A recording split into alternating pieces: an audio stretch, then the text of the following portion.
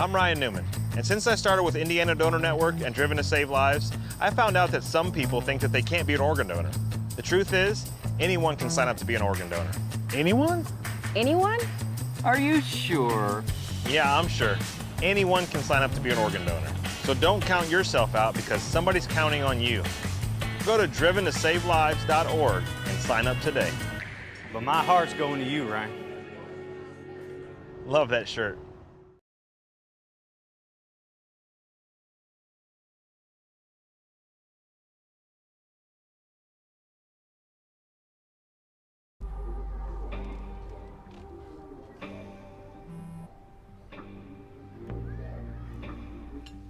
I don't know why you're so sad. You've got a roof over your head. Bro, you gotta stop with that depression stuff. That's a white people thing. Escúchame, en esta casa los hombres no lloran.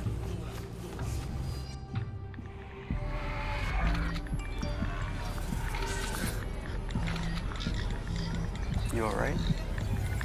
It just feels like it's coming from everywhere.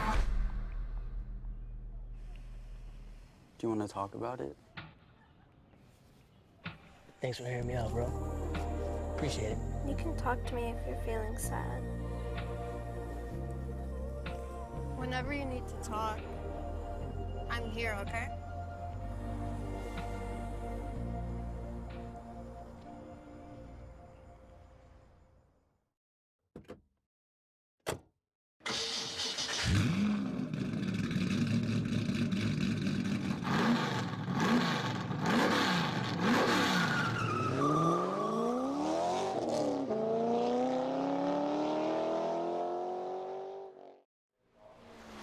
Good evening, ladies and gentlemen. Welcome back. Wednesday night can mean only one thing. The Sim Racers Club is back on the National Racing Network airwaves. My name is Chris Graham, joined in the booth tonight by Mr. Patrick Byrne, as practice is just wrapping up here at Daytona for the P1 Battery 200, kicking off a 36 race schedule. Bizzle, you're going to be doing some driving with these guys. You ran with them all winter long in the Winter Heat Series. You're going to run the road courses against these guys. You got to be excited here, man. We're back with a great league, and you're going to get to do some driving with them, too. Oh, yeah, and these guys are way better than they look on the screen. They look fantastic when we sit here and watch them, but racing against them, I had to practice. I had to put in work to just try and keep up with these guys. They are no joke.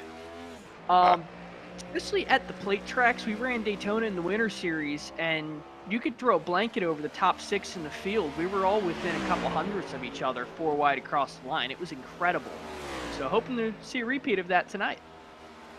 We can only hope, and looking forward to it, quite frankly, as qualifications are underway. We have Kevin Dick, who was one of our main protagonists in the second half of last season.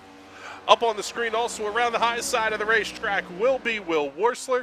Tell you a little bit about the weather conditions here tonight. 77-degree Fahrenheit, 25 or so Celsius, 79-degree track temp, 26 degrees if you're measuring in those funny foreign units. Under partly cloudy skies. It's a cool night. Speeds are going to be up. And I would tend to think grip should be pretty good here tonight. Some of these guys were even talking the high line could be the way to go. Now, I'm just sitting here wondering, I know we got the new graphics package. It looks fantastic, but your air temperature gauge is incredibly accurate. Are you doing broadcasts for NASA on the side? Quite possibly, yes. It's interesting because the data that we're getting from iRacing is so accurate that actually you can go out like to the dead heats. It goes out to 5 or 6 different digits as Daniel Pinkston goes to the top of the board.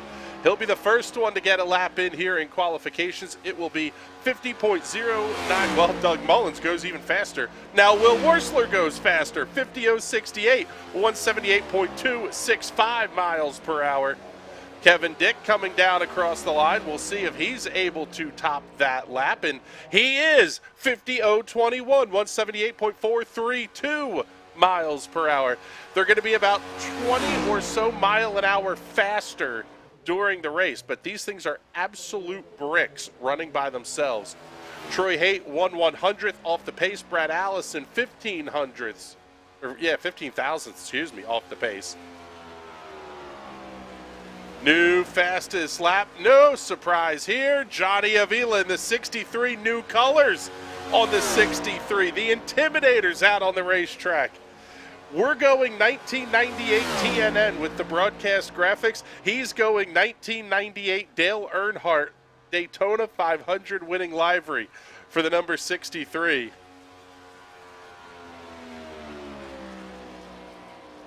That paint scheme is fantastic. I was sitting here while him and Tyler were making that thing, and the level of detail they put into it is incredible. Yeah, a lot of time even like working the numbers, making sure they look good. Let's see. Let's get you a little bit better look at that one here as he's down. I mean, he's down on the apron getting laps turned here. See where Johnny Avila is going to go on lap number 2. And it will not be faster. 51.65 to a 50.009. Bring back Tyler Seville in the Chubbies number 11. Seville only going to be good for 7th quick as it stands right now. And he'll do the little spin out and slide down to the infield for us. Appreciate that. We'll pick up, let's see. Well, we tried to get Andrew Moore Jr. Daniel Pinkston's still on pit lane. How about Brad Allison? Well, he's making his way into his box. Tyler Seville, Hunter Waters, there we go. Fastest pickle in the South. Well, he's just finishing up his qualification run. And let's see, here's Johnny Avila making his way down to pit lane, trying to see who else we have out here on the racetrack. There's the 4 of Lee Campbell making his way back down pit lane. We'll pick up the 83 of John Moeller. Top 8 separated by 72 thousandths of a second. That's ridiculous. Still have Tim Knott, AJ Digby, and Richard Smith II that we are waiting to see.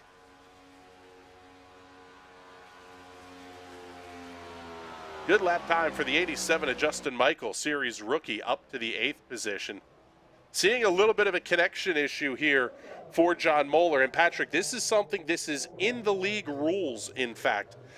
They will absolutely either park you or tell you to get out of the way if your connection isn't up to snuff. Yes, so you are allowed to drop to the back and hope it sorts itself out if it's going on during the race. If it doesn't sort itself out, you are asked to park the vehicle.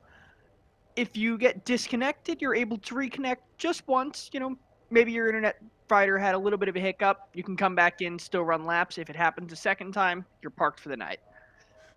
Yeah, just getting the word here from race control. Stages at lap 17 and lap 38. No cautions tonight, which means now I can safely assume we're going to have some yellow here, but we could see green flag pit stops, which could be an absolute mess. These things are not easy to get woed up on the pit lane. No, these cars are not friendly here getting on the pit lane at all. You're going so fast, and these things have huge brakes on them now. They're not like the old cars from a year or two ago where they had little brakes on them and they took forever to slow down. These things will absolutely step out loose and snap sideways on you, kind of like we just saw AJ do. Yeah, good-looking race car there for AJ Digby, too. That's great-looking Rolex clock, too.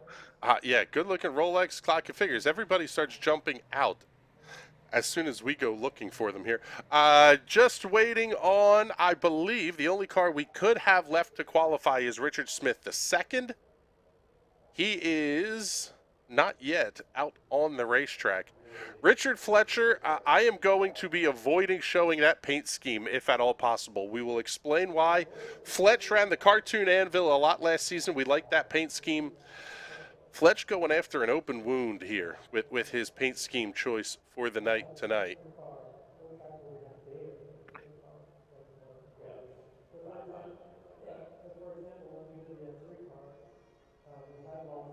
Let's take a look. Let's see. A couple of guys that we just absolutely have to talk about here. Our defending champion, he won all 3 seasons last year. the fall season, the spring season, the fall season, and the overall championship. Johnny Avila, 67 starts in the Sim Racers Club, only puts him 16th on the all-time list. 17 poles, 21 wins, and only 216 incidents. All good for second all-time in league competition. He is the career leader in top fives with 49, averaging 3.22 incidents per race. Now, you would think that that number is kind of a bit of a high number, but you'll pick up a 4X here at Daytona just about every lap, bump drafting somebody down the back straightaway or through the tri-oval. This league, it is so important. Not only do you have to be fast, but you have to be consistent and clean while you're doing it. Yeah, just being flat out raw pace, that doesn't matter. We saw that in the Winter Series. Now, we weren't broadcasting that, but I was running that one. Tyler Seville ended up winning that race. He was fast, he was clean. Kevin Dick and Johnny Avila, they were way faster than the rest of the field, and both of them just a mistake by Johnny early spun him out, and he had the claws way back up to the field, and Kevin Dick got taken out by a lap car. So all-out pace does not matter as much as just keeping the nose clean and running clean. That's about it.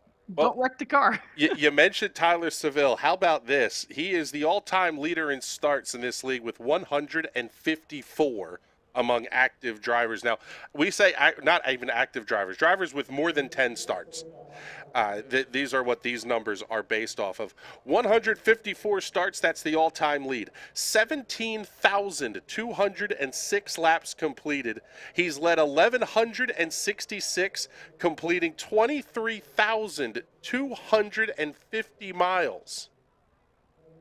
That's a lot of laps, just in one league, let alone all the other stuff that these guys do on iRacing.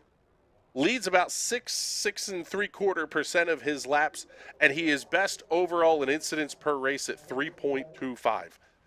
Just absolutely unreal, the stuff that Tyler Seville has been able to do here in the Sim Racers Club. The qualifications are done. It is time to get ready to go racing here at the World Center of Speed. 31-degree banking in the corners. 2,800 feet down the, 28 or 3,800 feet down the front stretch, and another several thousand feet down the back straightaway. This place is big, wide, fast. It is going to be insane. Let's take a look at the starting grid. Oh, what a great look at that Johnny Avila paint scheme. He will be your pole sitter. Lap of 50.009 seconds, 178.4765 miles per hour. Only 13 thousandths back will be Kevin Dick on row number 2. Position 2. Row number 2 will have the Woodfather, number 28 of Troy Haight, 178.4. Starting to his outside, Australia's own Brad Allison. Again, 178.4, only 5,000 separating those two cars on row number 2. Row 3 will have Andrew Moore Jr., the Gulf Oils, number 77, alongside the Black Clover, number 83 of John Moeller. Row number 4, he's back for another year, the Metabo HPT, number 29, Chevrolet Camaro of Will Worsler, lining up alongside the Chubbies, number 11, Toyota Camry of Tyler Seville. Row 5 will have the 87 Daniel Defense Toyota of Justin Michael, lining up alongside the UMU Esports, number 14 of AJ Digby. Row 6, the 19 P1 Battery entry belonging to Thomas Wilhite. Thank you very much for your sponsorship of the show here this evening. He's lining up in the 11th position in his Camaro alongside the Ford Mustang, the Liberty Walk, number 18 of Doug Mullins. Row number 7, the 41 Gunskins entry of Tim Knott. A little bit of a shout out there for us on the rear quarter panel. We spot that, Tim. Thank you very much. And some guy in the worst looking paint scheme I have ever seen. Richard, fantastic looking paint scheme. That's wrong. He's hurting me. Putting the pain on me. Go Birds, right? Richard Fletcher lining up on the outside of row number 7. Row 8 will have the 22 of Daniel Pinkston. And to his outside will be the Hunter's Fried Pickles, number 7 of Hunter Waters. Row number 9, Lee Campbell in the Mountain Dew, number 4, alongside the 86 of Tony Patton, rolling off in the 18th position. 19th and 20th on the field will be the 48 of J.D. Wardlow and the 23 of Richard Smith II. 20 cars scheduled to take the grid here for tonight's race. Hope you are enjoying the graphics and all the other fun stuff we've got hooked up for you here. Cars are out on the formation lap. We're going to be able to give you live hit timings. We're going to be able to give you all sorts of stuff here. Live updates on the drivers during the course of the race. We are really, really excited for this show here tonight, and quite frankly, all season long. Couple of blinkers already. Troy Haight inside of row 2. John Moeller, I believe, who was going to be outside of row 2. Fields coming down, getting ready to take the green flag, and as always, race fans, the start of this one going to be all yours.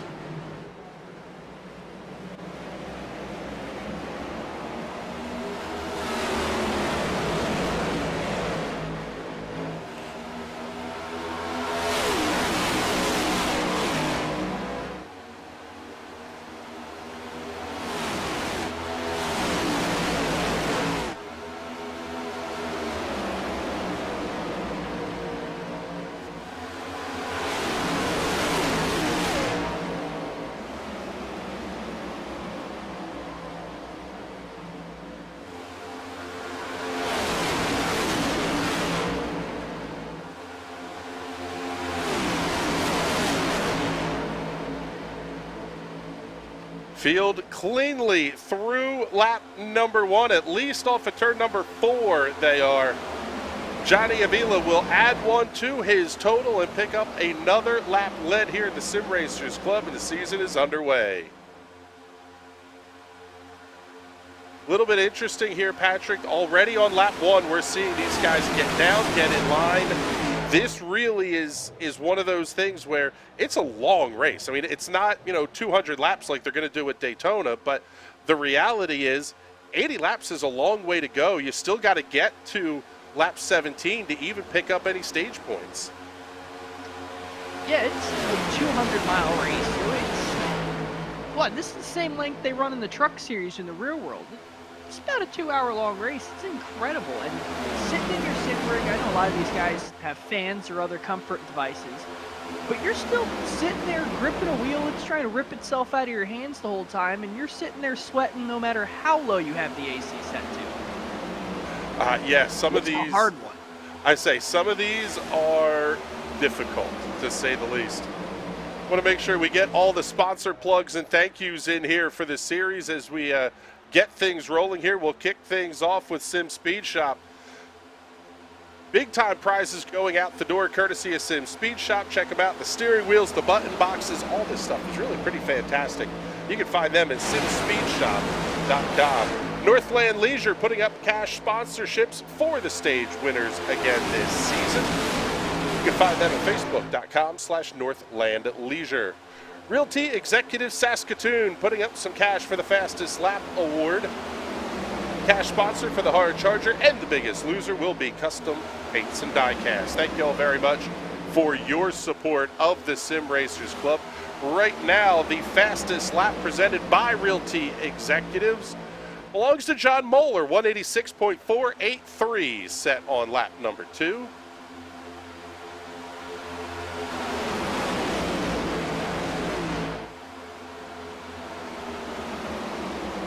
Moeller try. Go ahead. The hardest part about Daytona is just the brain fatigue you get while doing it, because it's not like other tracks where you develop a rhythm on the gas here, off the gas there, on the brakes a little bit. You're flat out the whole time here and turning left very gently. It's very easy to fall asleep with your eyes open while driving here. And keeping yourself out of that, keeping yourself sharp, especially when the end of these stages come, when the end of the race is coming, being able to make the moves you need to. that is the hardest part, because you can get very complacent just running that yellow line, sitting at the bottom, and you start to fall asleep with your eyes open is the best way I can describe it. Almost like driving down the interstate for hours and there's nothing. Let's go on board here with Hunter Waters, currently running in the 9th position.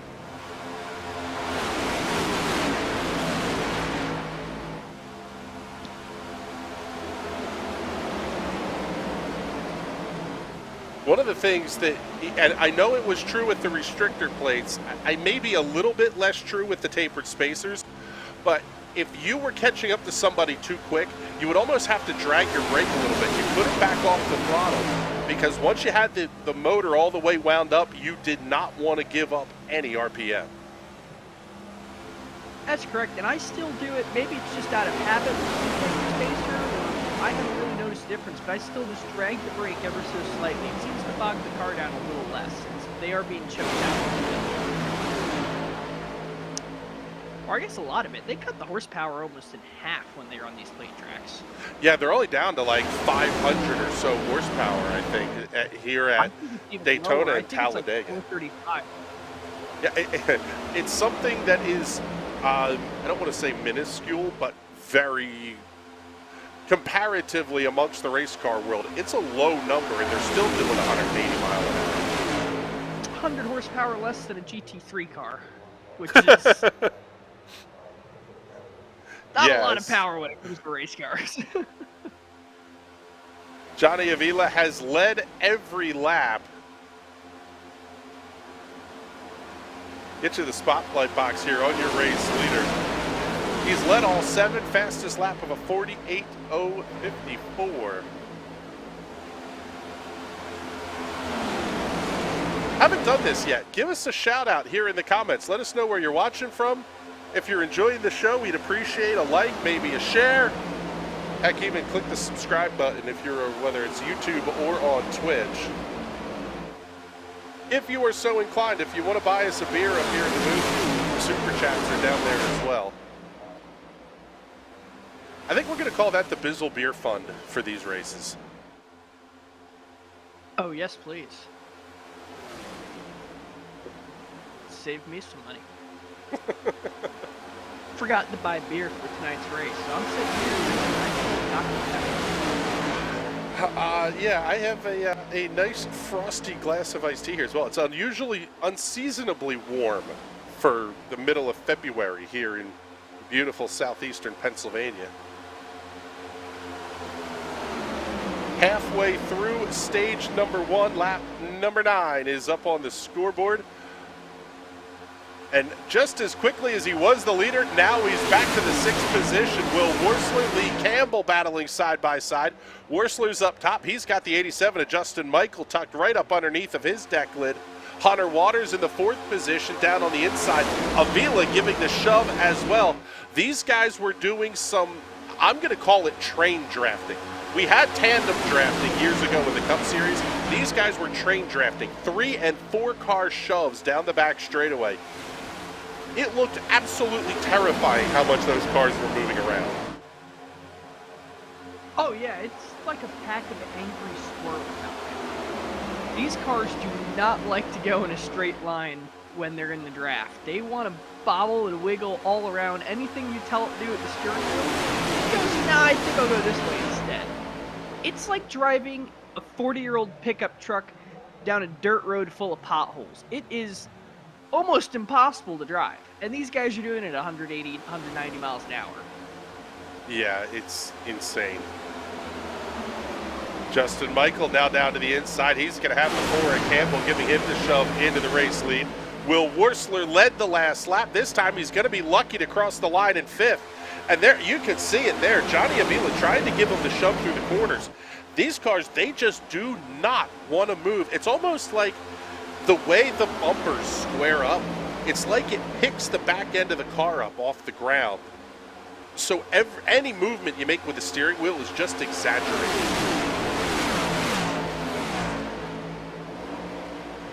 Yeah, which is why we see guys run steering ratios of 16 to 1, 18 to 1, 20 to 1, which means it takes 20 degrees of turning the steering wheel to turn the front tires 1 degree. Just to kind of slow down the steering ratio, so if you do make a quick move with your hands, it's not going to wreck the race. And Johnny Avila calls me a madman because I run the plate tracks with 8 to 1, and I turn the wheel maybe half a degree in the corners. It is incredibly nuts, but it's a lot more fun that way. I like living on the edge. New fastest lap belongs to Brad Allison, over 190 miles per hour, 190.077. Good Lord, that is flying around this place. Allison doing that out of the 14th position, by the way, which is even more ridiculous. Now, we're to lap 12. I would imagine this is where you're starting to put the thought process in of, if I want the early stage points, I'm going to have to start making a move now. If you're a Hunter Waters, for example, a little bit deeper in the pack now, 6th, 7th position, you're going to kind of be forced into kind of trying to shove your way up towards the front a little bit. Yeah, and you kind of have to bob and weave your way through like you're driving down the highway at 3 o'clock in the morning in a Honda Civic. Because you can't pass someone by driving through them. You got to go in between, you got to split the middle, and nobody wants to do that this early in the race. Oh! Big Johnny bizzle Avila by Johnny taking Avila. My comment to heart. We sure it's Chevrolet up in front of that thing and not Nissan Altima? Nobody wants to be near the Nissan Altima on the highway. Doesn't your wife drive an Altima? No comment. Well, we talked about him. Hunter Waters. God, these guys have to be listening to us. It's go time. Hunter Waters up to the point as we head to turn 1, lap 14 of 80, just a couple laps shy of the stage break. And a reminder, no caution flags at the stage breaks. That really comes into play for pit strategy here as well, Patrick, because we have not had any caution yet being the obligatory word. But that really is going to come into play here, because if you spend a lot of time at the front, you're not going to be able to go as many laps as your teammates might be that are tucked up behind. Yeah, and that puts you in a predicament. Do your teammates come down from pit early and pit with you, or they stay out and try and get another lap on you? At the same flip of the coin, if they pit early with you, they've got to put less fuel in the car, and now you're going to come out of the pits too wide instead of single file like you went in. So it's a very, very tough game to play here at Daytona. Well, we heard these guys talking about, could the high line be the way around here, and it certainly is starting to look that way, as Hunter Waters is going to lead the train up towards the high side. Will Wursler making the big dive down inside. He's going to have Brad Allison tucked up behind. They're not going to be close enough to be able to challenge for the lead, but we'll see if that lane can develop enough momentum to kind of push their way forward towards the front here. That's the big thing, is it so much like we're going to hear all about the real world over the next few days with these guys down at Daytona. Managing energy and knowing where the run's coming from, being able to manage the air in front of you, what's going on behind you. There's a whole lot that's going on here. Yeah, that heat scheme in the second position, the guy who used to drive that car said it best. If you're really good at this, you can almost see the air and what it's doing and how it's working, what line is going to be faster, and you can almost see that instead of just driving around looking for it. The guys who are really, really good at these plate tracks are unbelievably good at these plate tracks. And some are electing to hang out towards the back. That includes Kevin Dick, Andrew Moore Jr., Tyler Seville. Just because they're running 16th, 17th, and 18th right now, 15th, 16th, 17th, that doesn't necessarily mean that that's where they're going to be at the end of this race. Sometimes you're doing a little fuel saving, possibly doing a little bit of tire saving, and in some instances, oh, there we see it, one car way down to the inside of the racetrack. Who was that? AJ Digby, I think, going for a wild ride. Big question now, did he keep the draft? Does not look like he's going to keep the draft, so he's going to need a caution to catch back up to these guys. Hunter Waters going to win stage number 1, Johnny Vila second, and Daniel Pinkston third. WWR taking the top 3 for the first stage of the season.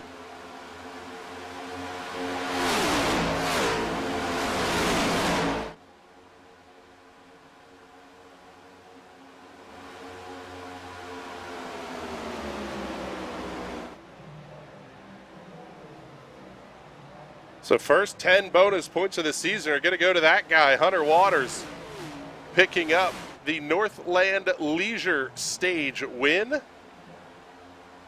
Trying to see, that was actually Lee Campbell that got way down to the inside of the racetrack. Incredible save, and you always rather that happen on the back stretch than the front stretch because you have a ton of room back there. Let's show you this one on instant replay. Oh man, wow. That looks like fast passing last night. What I was doing to you over at yeah, that's putting it mildly. The driving through the grass part we did as well. But now Lee Campbell is going to be well in arrears. About 13 seconds back of the lead pack. The other one that's kind of interesting here is we do have a second pack that has started to develop. This one going to be led by Doug Mullins. You can see them there. We'll bring them up on the split screen here. They're basically a full second pack that's now running about 1 and change seconds behind the race leaders, about 1.7 seconds back. It always sucks when you're leading that second pack and you just can't catch up to the first one, but you're not losing any time to the other team either. You're just like, come on. It's like trying to fight a fish and it's pulling the rod away from you. Taking a look, I want to make sure I get this information right. Yeah, it is. Hunter Waters, Johnny Avila, Daniel Pinkston, Will Worsler. 4 of the top 6 are all Will Worsler Racing entries.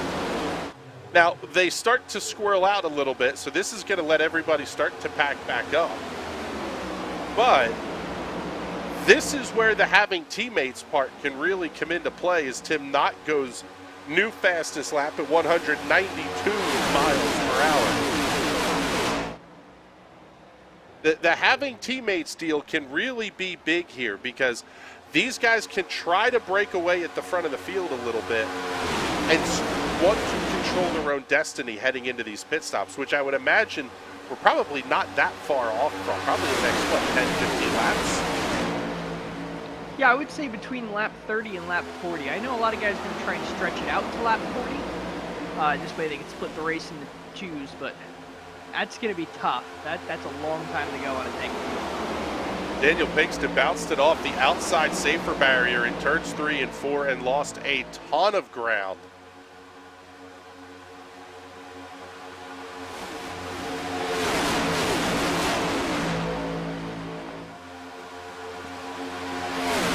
New Realty Executive Saskatoon fastest lap put up by Brad Allison. Still Hunter Waters at the head of the field, and this second line has caught up, and they are making some moves in a big way here. Though we see Tony Patton bail out on it. He wants to get into that top line. Pinkston thought about getting down to the bottom of the racetrack.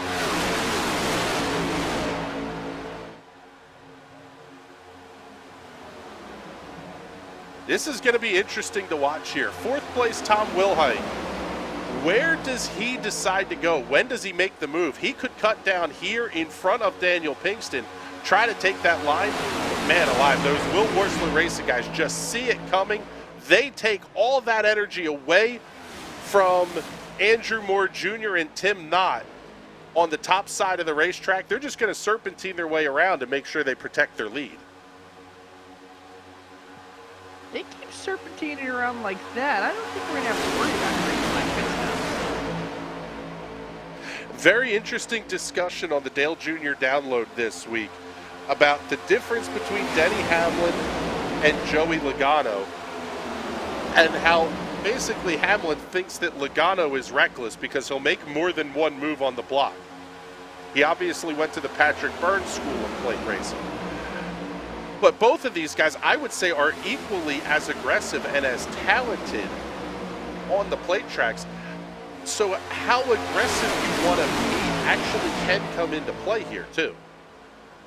Yeah, and that's the great thing about NASCAR versus racing all over the rest of the world is you're allowed to block. You're allowed to make that car 5-lane wide for laps at a time.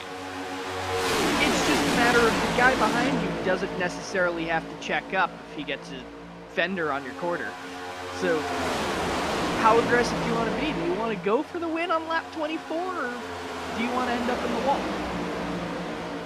Doug Mullins, Kevin Dick making that inside lane work. They're going to have Troy Haight, Tim Knott, and Tyler Seville with them. So there's some heavy iron down there on the inside of the racetrack. It seems like for right now, that outside lane is just too good at this point.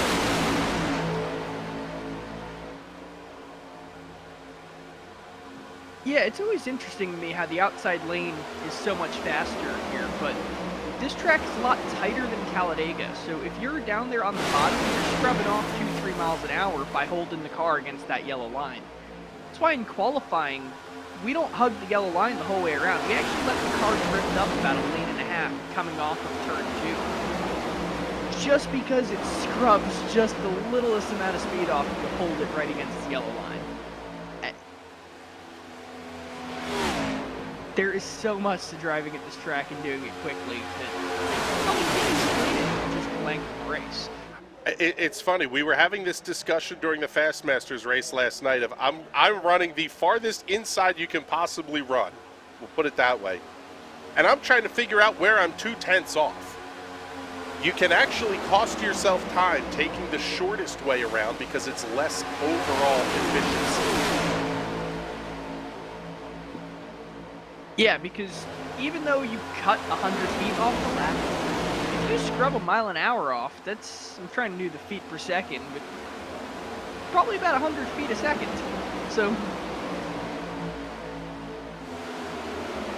or 100 feet a lap that you picked up by cutting the corner, you lose in... You're losing more time than you would have, you know, hypothetically gained. It's interesting, Yeah. and now we're seeing here, Johnny Avila has backed off of Hunter Waters as they're coming up on the lap car of J.D. Wardlow.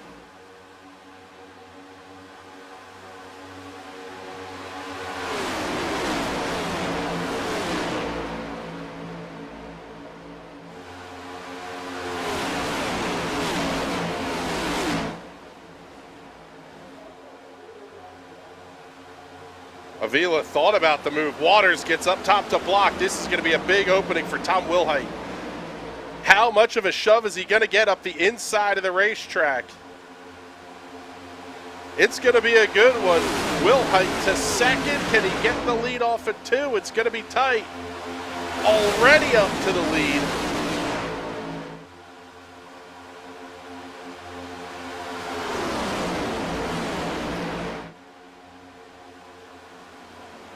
That was a big run, and now Tyler Seville and Hunter Waters and Johnny Avila, they're hung out to dry up on the outside of the racetrack.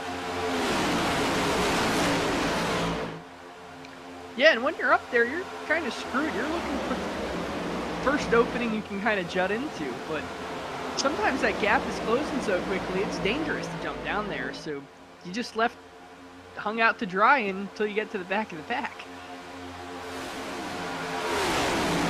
Stage break will be coming, or excuse me, the stage end will be coming at lap 38. By your math, Patrick, you're saying that's going to be right in the middle of the window of these tanks running dry. I know you want the bonus points, but do you kind of at some point just have to say, hey, we're going to pit early. We're just going to sacrifice these points to be there at the end of the race? I was actually thinking you might want to pit early. Ooh. 41 car almost got spun. That was scary.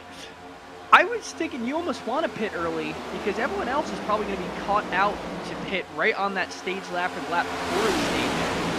So people are right by him and they won't have a shot to get the stage win. Doug Mullins moves out to the race lead as Tom Wilhite just barely off the bottom of the racetrack at turn number 1 at the entry to the corner.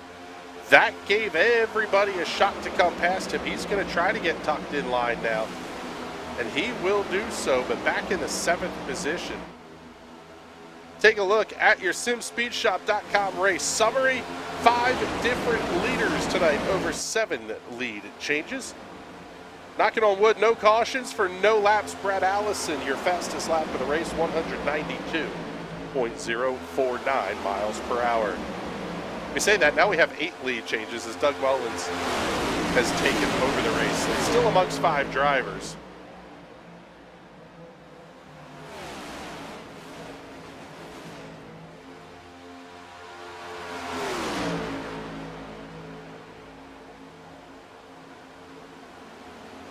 Something tells me this just kind of feels like the calm before the storm in a lot of respects.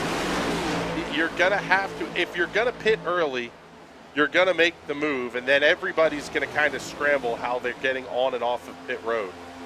The flip side of the coin is, are we going to have absolute carnage when the race leader runs out coming to the end of the stage? It's going to be interesting to see for sure, and if you're some of those guys towards the back of the field, maybe you hold it. Wait till it's going to run out of fuel, because I have a feeling some of these guys are going to wreck coming into pit road. It's tough. Well, and I mean, think about it. Guys like Tyler Seville, let's see, let's find where Tyler is here. Pull him up in the side-by-side box. Actually, there's 2 cars that have done this all night long. Tyler Seville and Andrew Moore Jr. They've just been kind of cruising towards the back of the pack. You're hanging out, you're not doing much, you're breathing a lot of throttle. These guys can probably make it to lap 40, where some of the cars that were up front in the lead all night, a little less likely that that happens.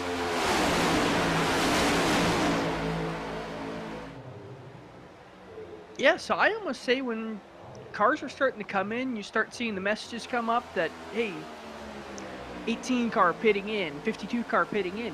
You back off a bit, give them some room, and let them wreck when the whole field tries to dive down the pit road. That was, I think it was AJ Digby. I gotta see here. It was either AJ Digby or Daniel Pinkston may have made save of the year off of turn 2.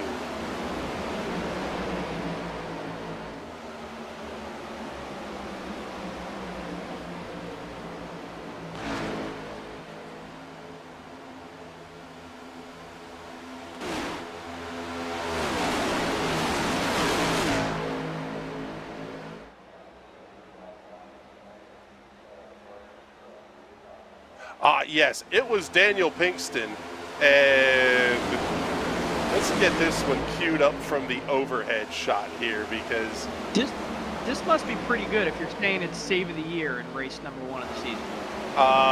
Yes, let's get to the chase camera here and follow along with Daniel Pinkston off of turn number 2. Big slide, big wiggle off of turn 2. Killed Johnny Avila.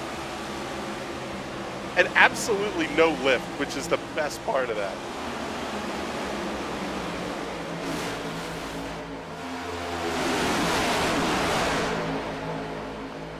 Once again, everybody is doubled up here, and quite frankly, everybody, just about everybody, I think, is in the lead pack right now as well.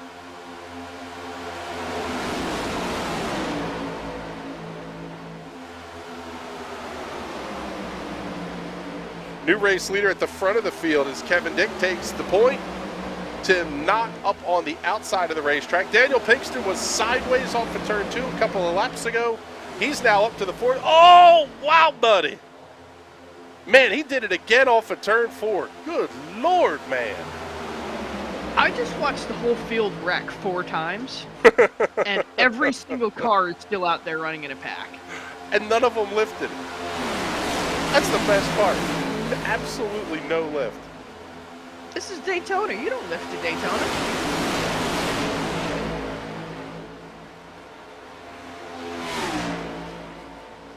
This might be the only place in the world that a car on a track can race an airplane taking off from and win. Yes, the famous clip from 1984 of Ronald Reagan coming in for the 4th of July race, which it should go back to. Put the Firecracker 400 back as a 10 a.m. start on the 4th of July, damn it.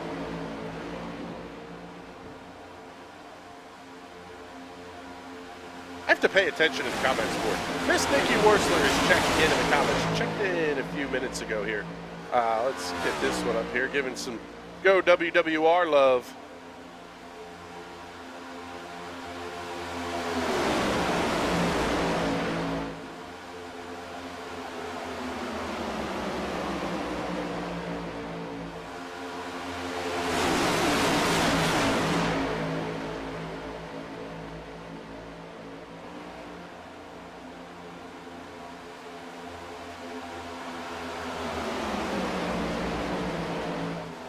Cars will come off of turn 4, final lap, stage number 2.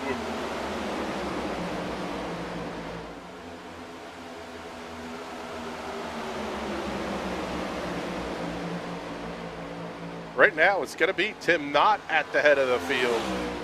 Will he be able to hold on here, though? And I'm a little bit surprised that we don't have anybody that looks like they're backing off. Wow, Hunter Waters, big time sideways. Johnny Avila up the middle of the racetrack.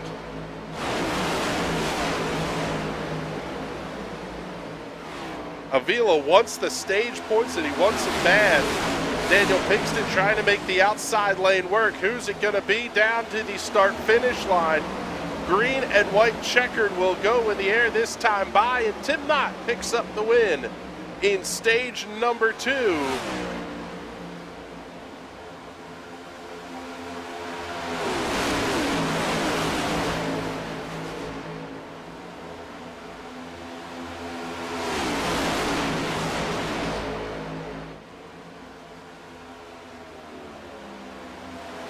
When do we see the green flag pit stop start?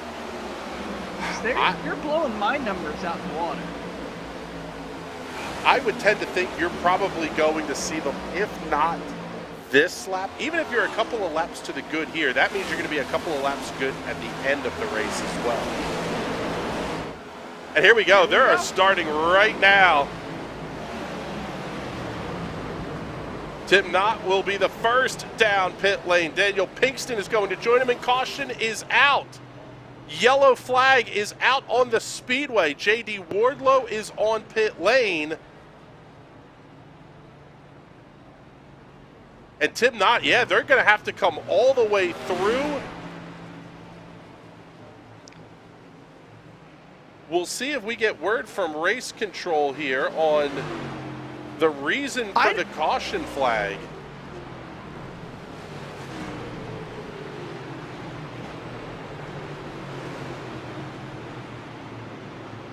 I don't know if something was called under race control, but as far as I know with the iRacing rules, they entered the pits while they were open, while it was a green flag. They could have taken... I don't think so. No.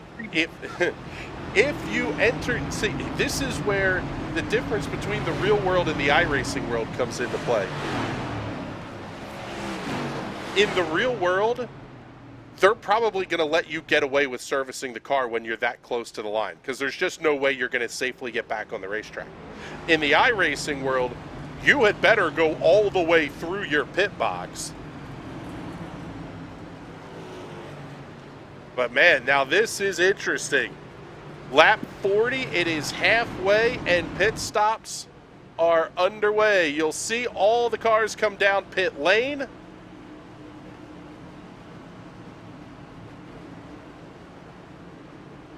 And we'll be able to give you their live pit stop times as they start their service here. This will be 4 tires and fuel for everybody on pit lane.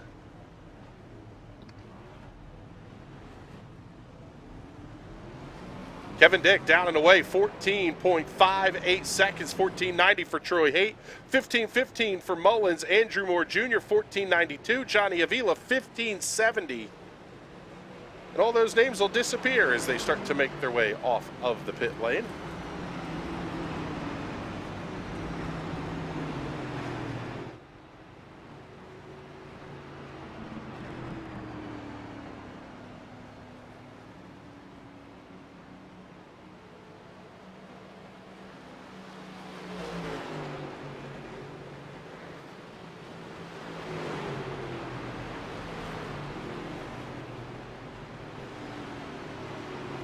John Moeller electing to stay out on the racetrack.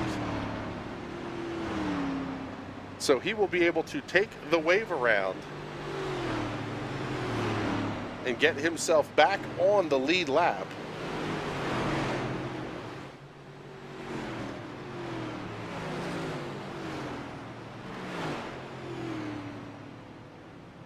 And let's take a look here and see if we can't get a quick word in. Let's see, who do we want to talk to? Let's talk to Johnny Avila here. Well, John Moeller is going to make his way down pit lane. Kevin Dick going to come down pit lane as well. So we're going to hold off on the interviews here.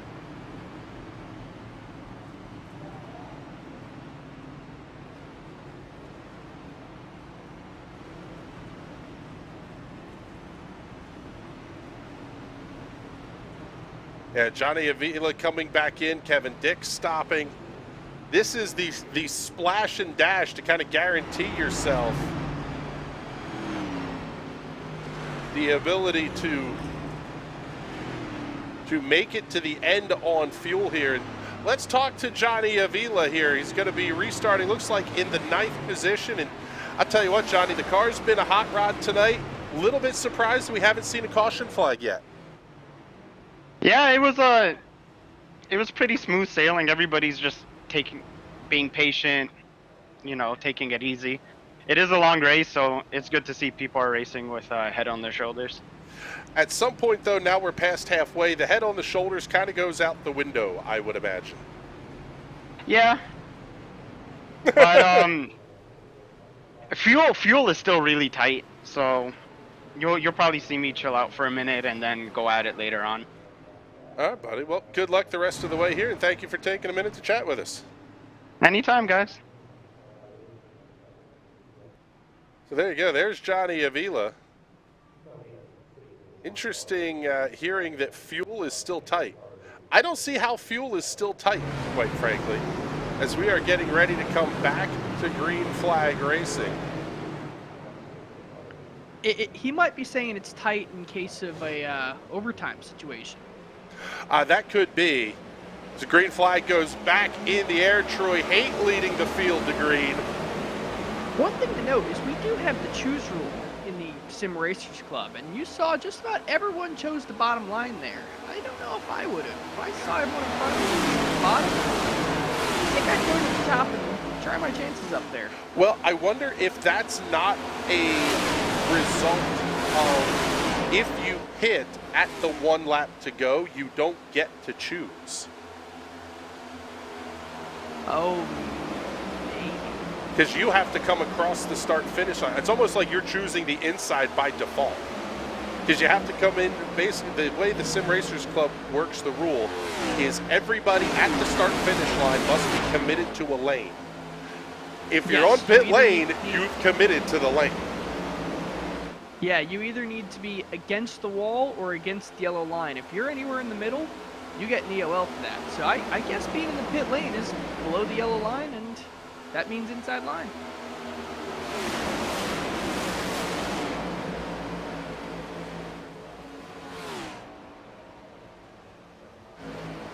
Daniel Pinkston all alone towards the back of the pack.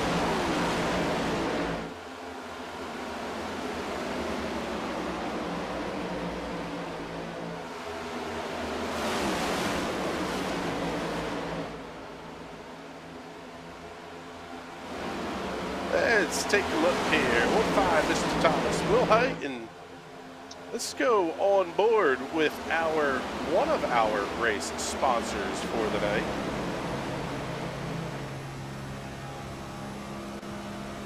in the P1 battery on board. The banking at this place is no joke.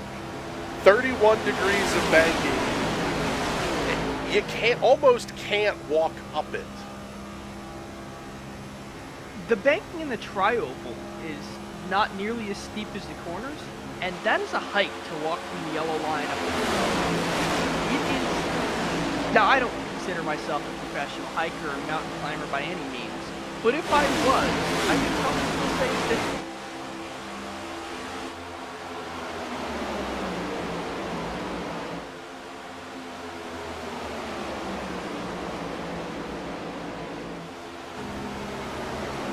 Wilhite making the move for the race lead to turn number 1. That's how you do it. Get yourself up there squared away for the onboards, and while we got a good look at you, put on a heck of a show here at the front of the field.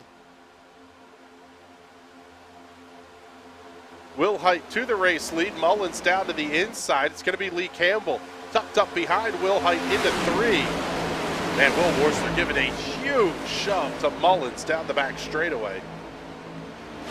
And that closed up. The closing rate was so big there, Patrick. That's what you talked about earlier.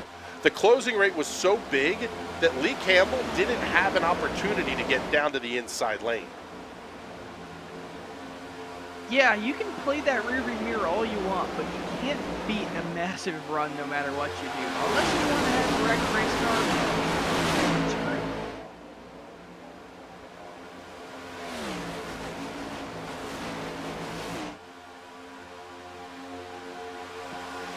Just past halfway, things have settled in. Let's take a look at the simspeedshop.com race summary. 9 different leaders, 14 lead changes, 1 caution for, actually I believe it was 3 total laps here, but Brad Allison still with the fastest lap of the race at a 192.049 mile per hour lap, 46.474 seconds around this 2.5 mile tri-oval.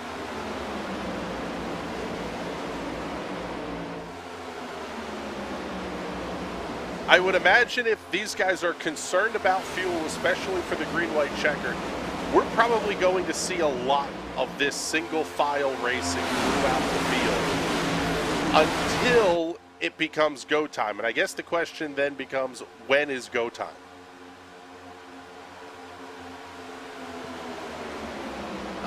Depends on how far back in the field you are. If you're sitting there in 16th, 17th place, your time is 5 laps ago.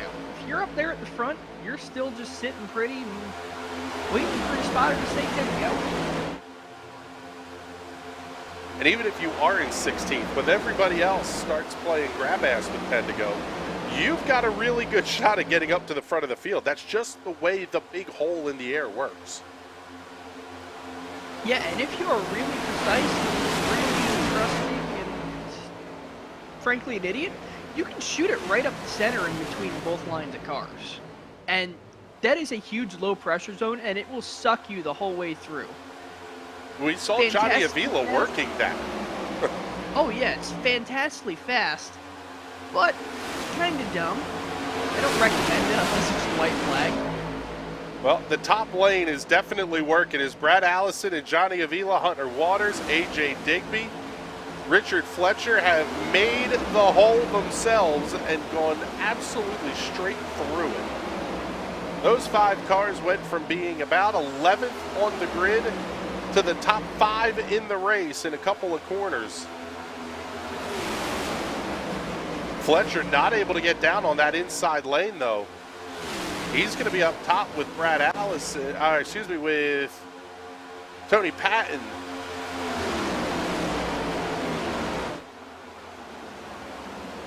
Now Fletch going to be able to get down to the inside lane. That's going to leave Tony Patton all by his lonesome up there. That was so cool to watch, man. When you see one line just decide, especially when you get team cars lined up and they're communicating, in the Discord or TeamSpeak channels, whatever they're in, and they just decide it's go time, it is fun to watch because it is time to go.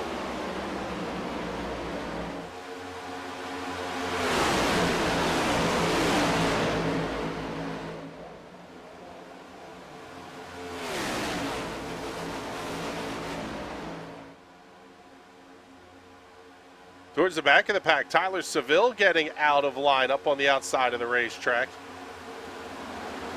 May just be Tyler trying to get himself towards the back of the pack here. A little bit further up, Justin Michael getting out of line towards the high side. He'll tuck back in behind Will Worsler through 4.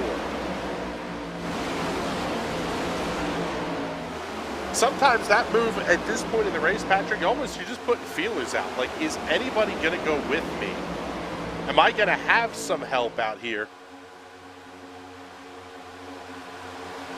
Yeah, not only that, you're putting yourself out there. It's like, I don't know, making a Tinder profile and swiping right and everything. Just going out there.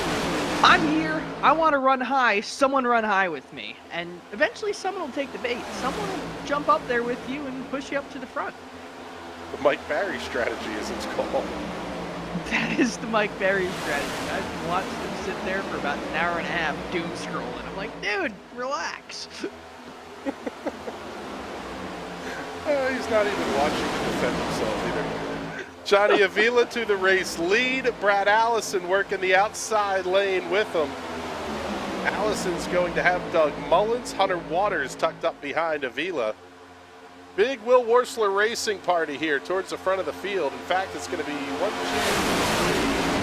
3, 5 of the top 7 cars are all Will Worsler racing entries.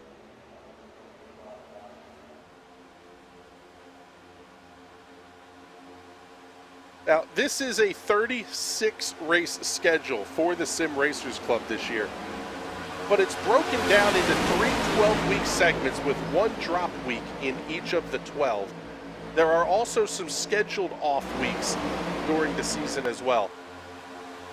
You can't win a championship here tonight at Daytona, but you can absolutely set yourself on a good course. It can just be a huge motivation bump to say, hey, I competed with these guys at the front all night. I've got a shot at this thing.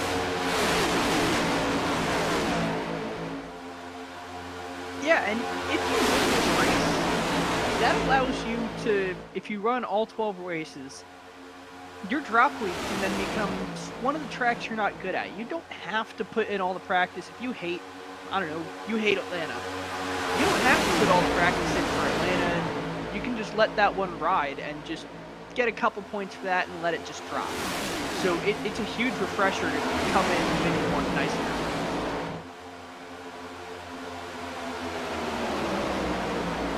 I mean, we saw in this race 1 year ago, Johnny Avila had been everything but perfect at the front of the field the entire night. And boss man Will Worsler was able to get to his bumper off a 4, and Avila finished that race sideways in the grass. So there is no telling what is going to happen in this race. I mean, we've still got, what, 30, 25 laps to go? 26 laps to go here in Daytona. Still a long, long way to go here in this race.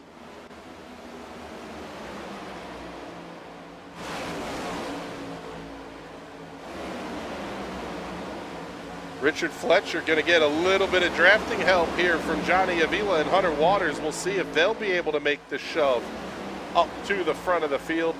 We haven't done one of these in a while, though. Crank the surround sound, turn it up.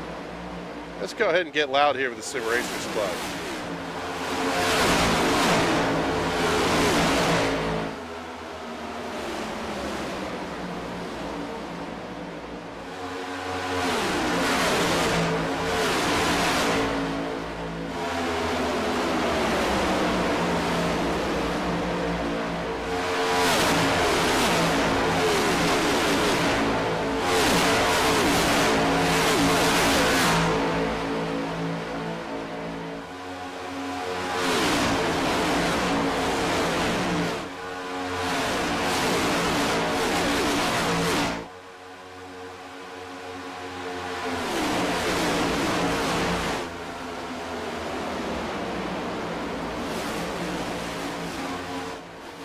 Tyler Seville was very quiet all night long towards the back of the pack, saving a bunch of fuel. Now he's up to the 4th position. I am going to say go time has arrived. And Tyler Seville has made his way up to the front of the field. now it's time for everybody to really start getting a little antsy here. Not just Tyler Seville, but Andrew Moore is up there. He's another one that was just sitting way in the back and relaxing and taking his time. And you know what? We got 24 laps to go. It's time to get this one done. Brad Allison improves on his fastest lap of the race over 192 miles an hour at 46.442. So he looks to be, well, possibly comfortable in the race for the cash here. The first bits of cash to go out went out to our stage winners tonight, courtesy of Northland Leisure. Realty Executive Saskatoon putting up the cash for the fastest lap of the race that would right now go to Brad Allison. Hard Charger and Biggest Loser Awards right now. Hard Charger is your race leader, Doug Mullins, who is up 11 positions. Troy Haight is the biggest loser at the moment. He is currently running the 15th position, down 12 from where he started the night, but everybody is still packed up. Well, just about everybody anyway, is still packed up. So these numbers will shift colossally before this thing is over. I'm kind of interested here how the Will Worsler cars, they're making up ground running the inside lane with the 4 of them as opposed to the 3 lined up on the outside. But they're not making it up in huge clumps. They're making it up almost a car length at a time. Yeah, that's what this stage of the race is for. Just pick your way back up to the front, get up there and give yourself a shot when this race really starts to wind down. Because if you're way in the back starting to lose track, it's starting to get to where it's going to be too late for you to do anything. So you kind of got to bunch it back up and get in the fight.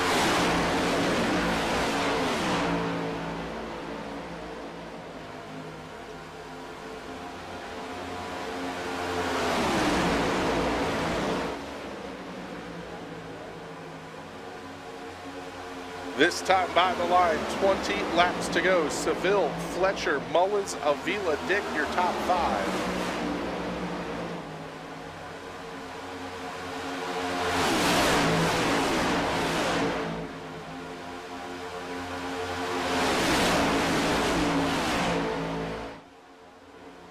Oh, buddy, they are catching side-by-side lap traffic.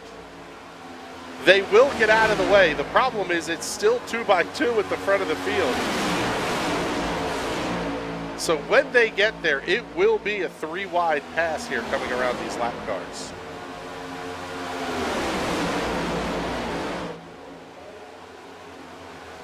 It's going to be scary, especially if they're going to have to split a lap. That's never fun. Well, it is kind of fun, but I don't know if it's a good idea. The Will Worsler Armada down on the inside lane. All 6 cars there, the first 6 in that lane. Actually, first 7 on that inside lane. All Will Worsler Racing entries. No help coming at the top of the field for Doug Mullins, Kevin Dick, Andrew Moore Jr. The lap cars are going to stay high. Oh, and there's contact! Big crash towards the back of the pack. Digby's going to be involved. Several cars will be involved in this one. The lap traffic not able to stay out of the way, and we are under caution with 18 to go. Oh, man. Tom Wilhite going to be involved in that one. Looks like possibly, let's see, Kevin Dick at least got a piece of it. He is slowly running down the inside of the racetrack. Let's take a look and see what happened here, and we'll find the incident here.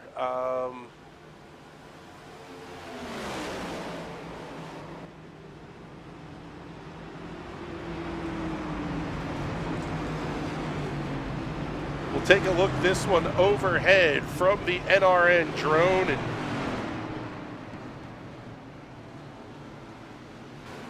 take a look, see what happened. Wardlow tried to get out of the way. Digby just got absolutely hooked. Wow, there's a bunch of very damaged race cars in this one. Let's back this one up here, because AJ Digby got a huge piece of that as well.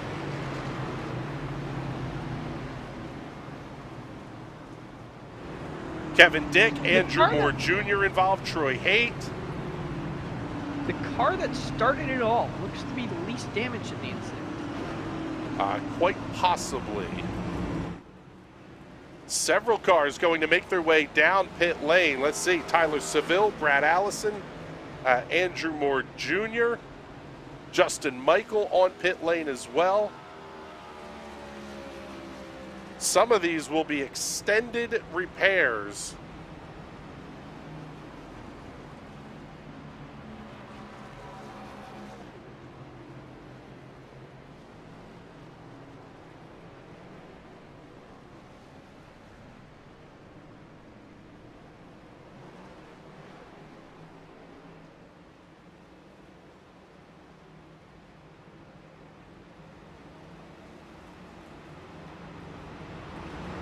Yeah, Kevin Dick, AJ Digby, Tim Knott, Wardlow, Justin Michael.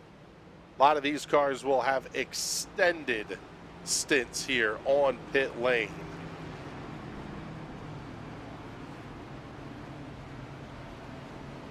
A lot of really fast race cars taken out in that wreck.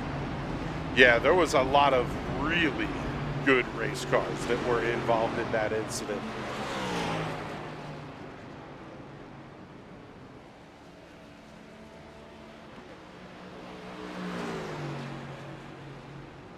Taking a look, let's see.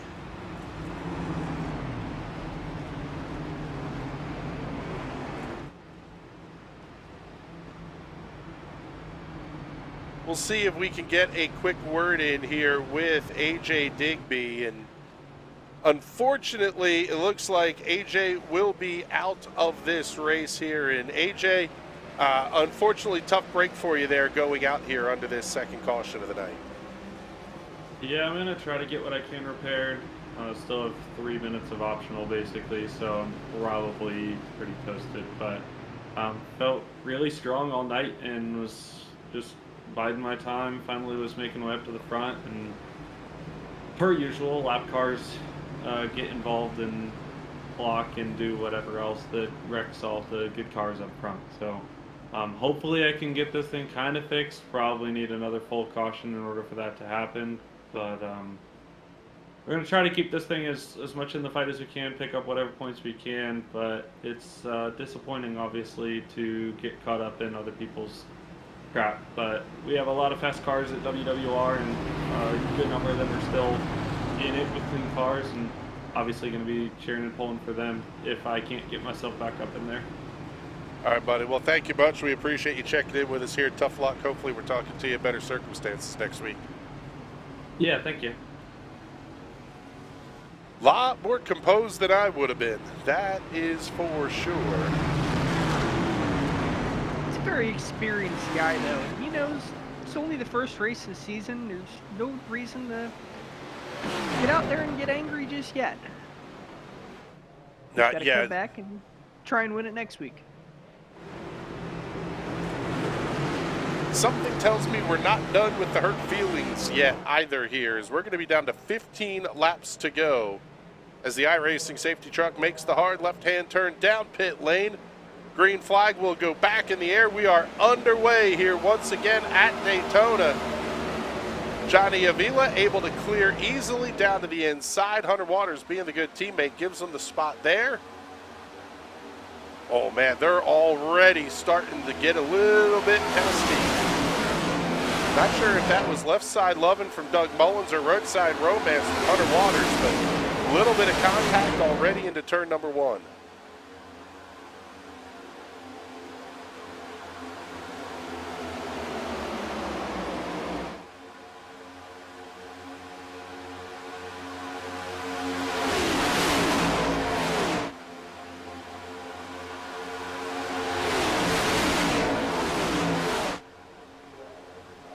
That outside lane starting to perk up a little bit. There comes Richard Fletcher up to the outside right in front of teammate Tyler Seville.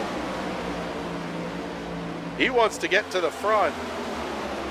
Avila, Waters, Worsler, the top three. Lee Campbell was sideways and in the grass down the backstretch about the halfway point of this race. He's now running in the 5th position. Just to the inside of Fletcher, he's going to have Andrew Moore tucked up behind.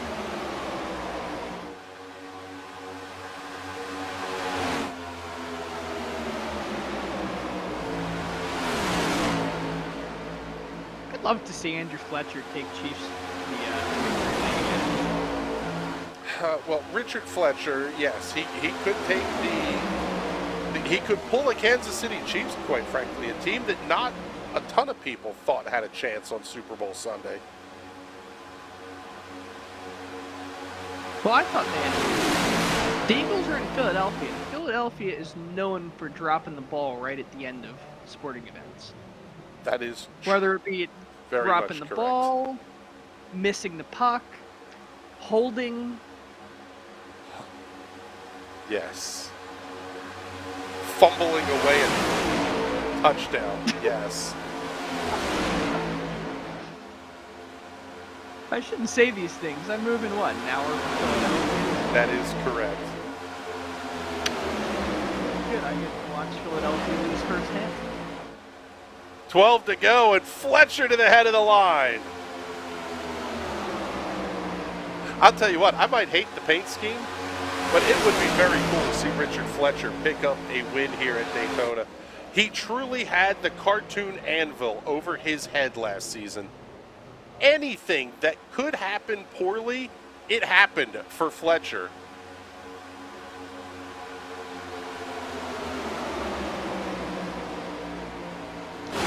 Right as you were saying cartoon anvil, I saw that plane coming in from the distance. I'm like, it's going to land right on Fletcher's car. That's about the kind of luck he would have. A Cessna is about to fall out of the sky on Richard Fletcher's race car.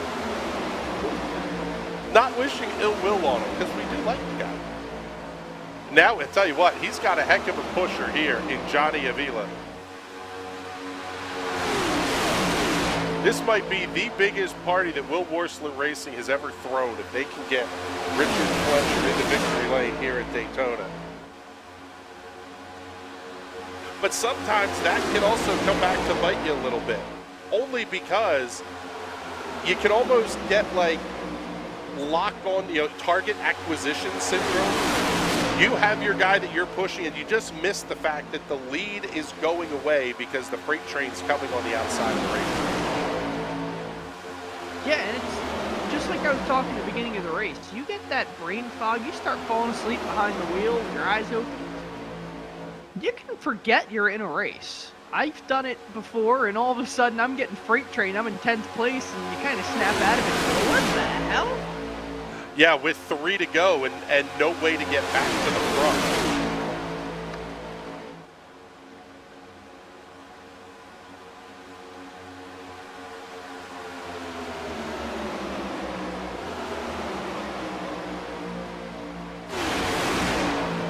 And quite frankly, the Will Worsler Racing guys, they might be playing nice now with 10 to go, but when it gets down to 1 or 2 to go, they're not going to back off. These guys all want to win this race.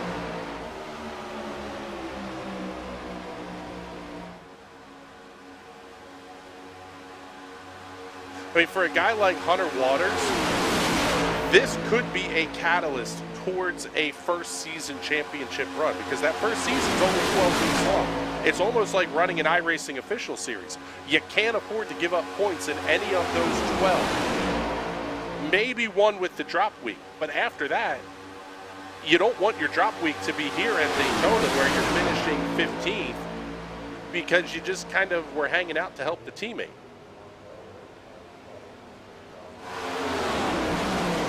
Yeah, and this is Daytona. Teammates are great, teammates are awesome, but what's that white flag drop? Nobody's friends anymore. These guys might love each other on the track, off the track. That white flag drops at Daytona, and yeah, I'll send you in the catch fence. Hunter Waters going to have a decision to make here pretty shortly. Does he go up top and block off the run from Tyler Seville, who has Doug Mullins and Brad Allison pushing, two cars that have been very fast all night long? Or does he hang out down on the inside lane? Just the slightest bit more momentum in that bottom lane right now. I almost wonder if that is because Tyler Seville might be holding up that top line a little bit. Just trying to keep him checked up and keep this race for the WWR guys up front. Well, it may not matter because Troy Haight has now gotten in front of Tyler Seville on the outside of the racetrack as Tom Wilhite gets down to the inside and well out of the way.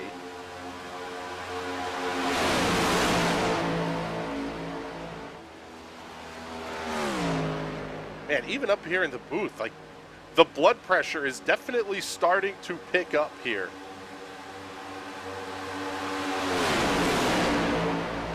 I don't want to say it's like a sinking feeling, but you're kind of getting this, like, it's going to happen. Something is going to happen. Somebody's going to make the big move here. And depending on the timing of that move, it could go really wrong for a lot of race cars. Yeah, and with how close they're all running, you know, you might be taken out and had absolutely nothing to do with the incident.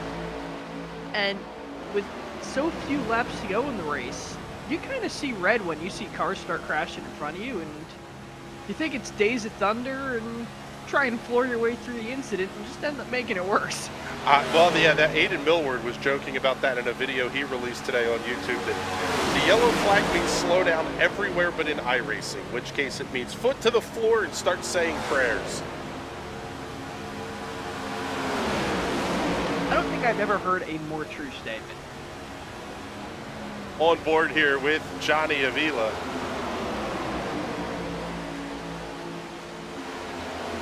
Down to 5 to go.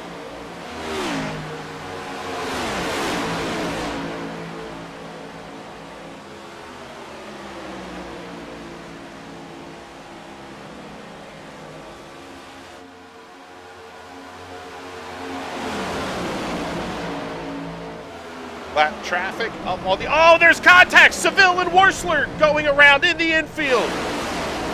For now, we stay green.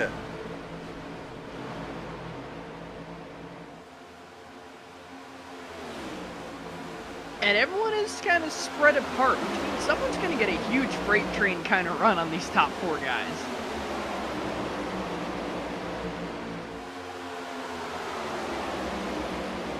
I sense chaos, and I sense it coming soon.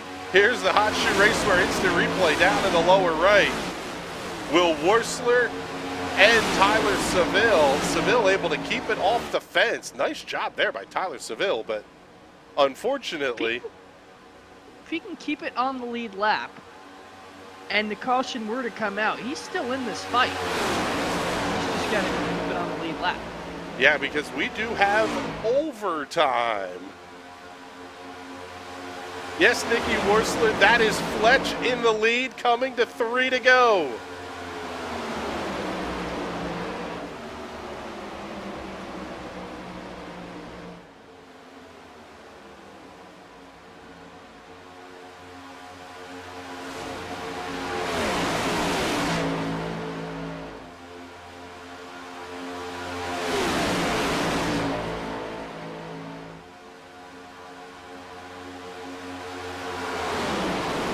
It is still Fletcher, Avila, Waters, Haight, Mullins, the top 5. First side-by-side battle. It's going to be, well, now Andrew Moore coming up. Oh, here comes Troy Haight, right up in front of Andrew Moore. Top 3 starting to separate out a little bit. Haight able to stall the run out at the top. Stole all the momentum up there.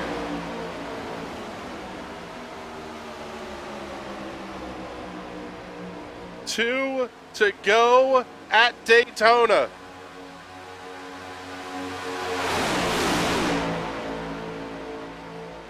New fastest lap of the race belongs to Tony Patton.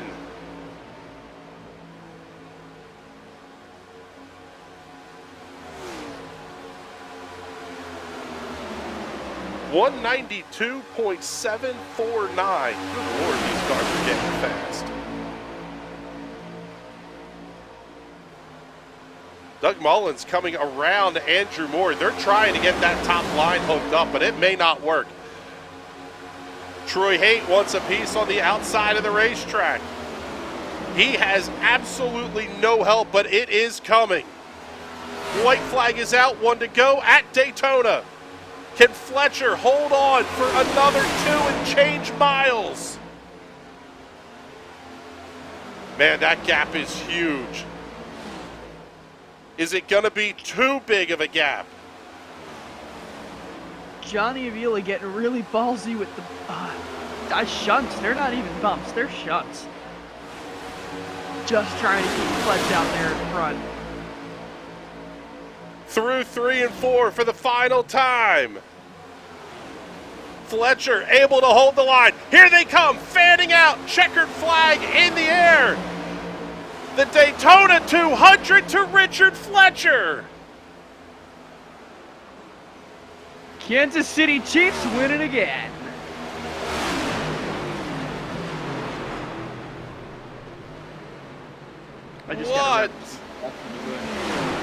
What a drive for Richard Fletcher, picking up the win in the P1 Battery 200. Johnny Avila is still shoving him around the racetrack. Hell yeah, brother. I almost want to drop down into their Discord just to hear the screaming and yelling that's going on.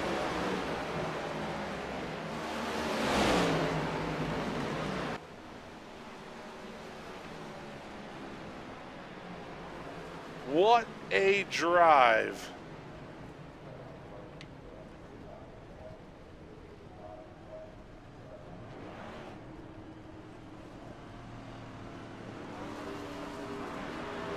Fletch going to absolutely burn him down here on the front straightaway. Well deserved, sir.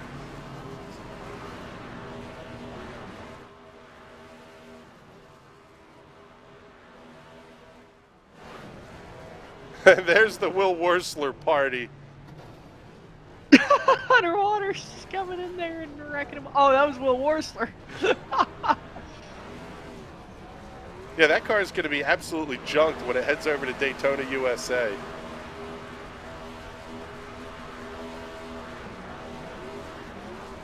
What a way to start the season for the Sim Racers Club.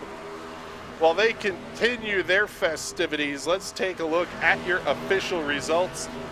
Fletcher by half a tenth over Johnny Avila. Hunter Waters, Troy Haight, and Doug Mullins complete the top 5.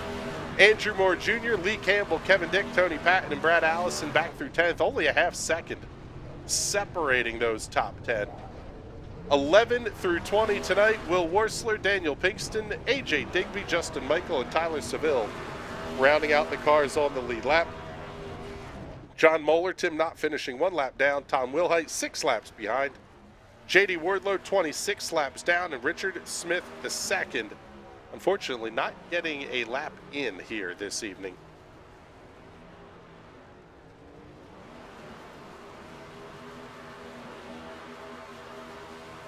What a drive.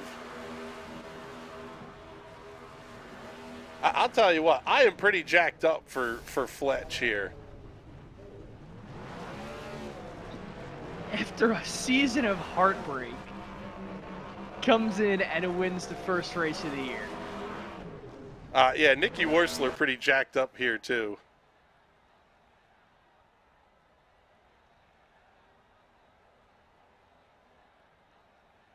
All right, let's get our Victory Lane interviews ready here. Let's see, we got to talk to Fletcher, we got to talk to Avila, we got to talk to Hunter Waters. But first, we'll bring in the guy who picking up his first checkered flag in the Sim Racers Club. Congratulations, Richard Fletcher. You are the winner of the P1 Battery 200 at Daytona. I am so, it's amazing. It's just amazing to have my first win. I guess I've been here for like 4 years, so I am so tickled. Tell me you can hear me. We got you. We got you, brother. Yep, yeah, Fletch, we can hear you. Okay, good. Yeah, this is great. I really owe it all to my teammates. With 20 laps to go, they was already planning on, getting me this win.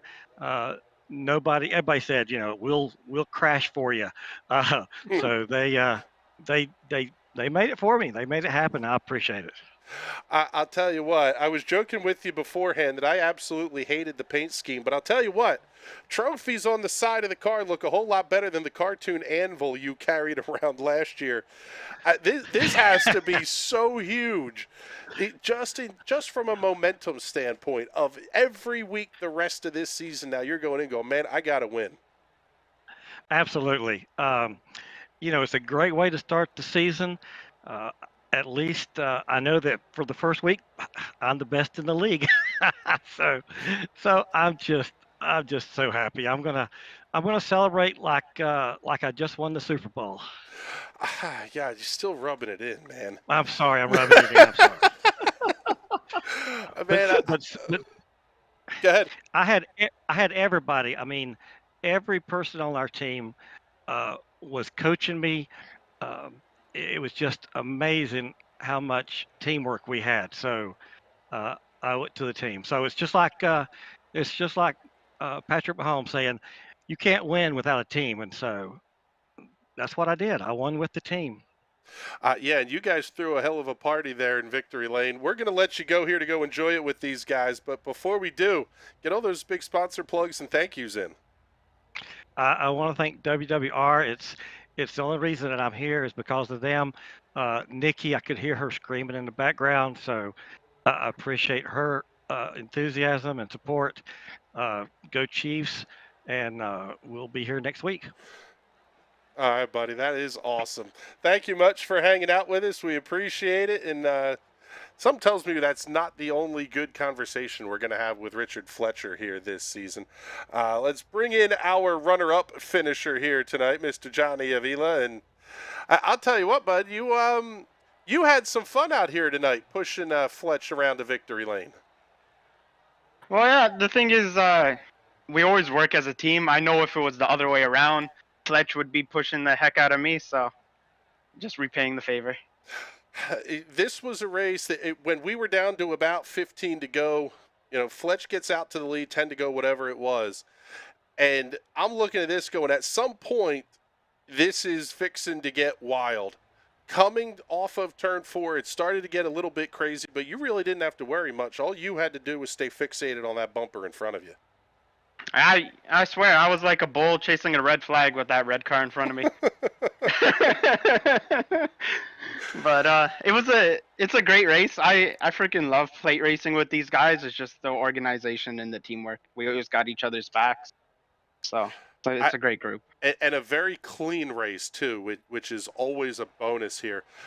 Man, I tell you what, congratulations. A great way to start a championship defense is to come home second in the opening round of the season. Congratulations on it. And before we let you go, do all those sponsor plugs and thank yous. Well, I just got to say thank you to all my teammates. Like I've mentioned before, we really work well together. I think earlier in the race, Hunter and I had like the strongest alignment going on. Like we were able to just book it. I think we hit 200 mile an hour at some point. But everybody that's on this team, everybody that puts this league together, and you guys up in the booth, it makes it fun to come out here every Wednesday night and have fun with my friends.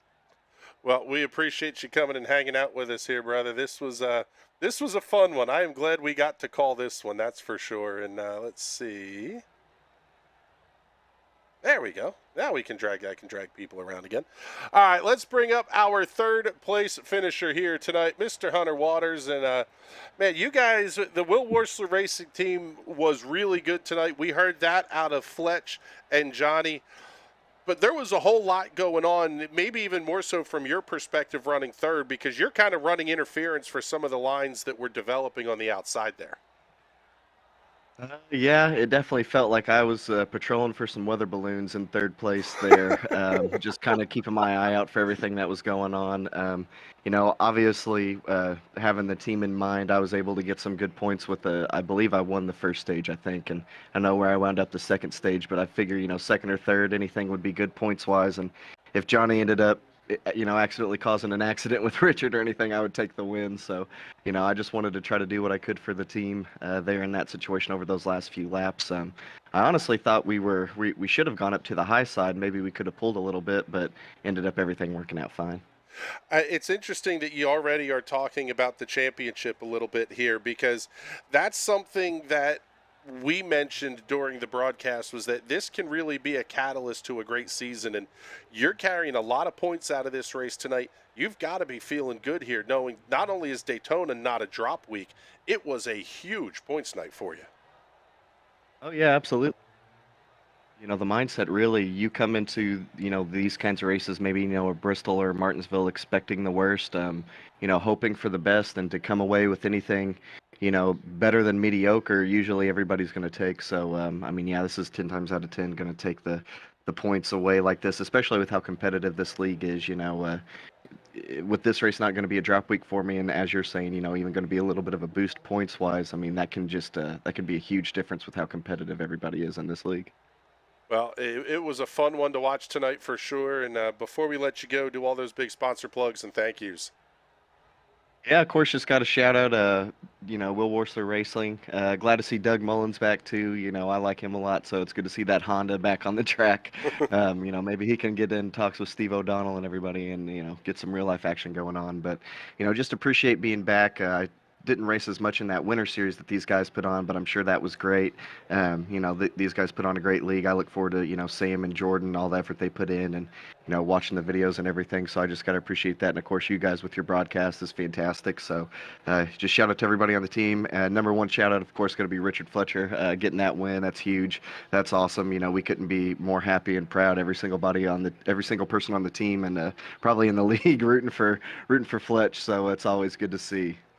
All right, buddy. Well, thank you much. We appreciate you coming to hang out with us here. And, man, I'll tell you what there, Bizzle. Shades of, Trevor Bayne. So many names getting their first wins at the Daytona International Speedway. Greg Sachs doing it 4th of July weekend in 1986. Richard Fletcher kicking off the Sim Racers Club season here in 2023, picking up the win in the P1 Battery 200 here at Daytona. Man, that was fun. I was already jacked up just because this is such a fun league to get to call. Could not have been a better way to start the season. Oh, yeah. It reminds me of last year.